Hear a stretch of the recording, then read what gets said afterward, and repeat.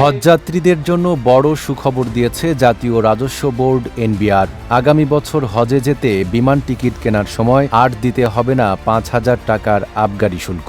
মঙ্গলবার এ সংক্রান্ত আদেশ জারি করে এনবিআর জানায়, সিদ্ধান্তটি অবিলম্বে কার্যকর হবে এবং চলবে আগামী বছরের ৩০ জুন পর্যন্ত।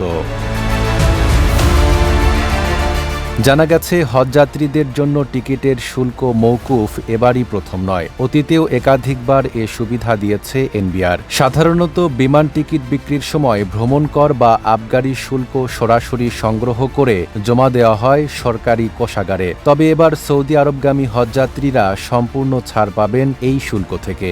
ডায়ালগ সুবাসিত টয়লেট ক্লিনার, যার পাওয়ার প্লাস ফর্মুলা টয়লেটের কোনায় কোনায় পৌঁছে ৯৯.৯৯% জীবাণু ধ্বংস করে।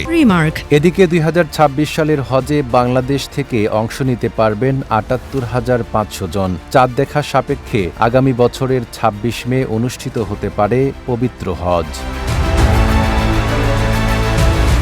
নাইম আরাবী, ঢাকা পোস্ট।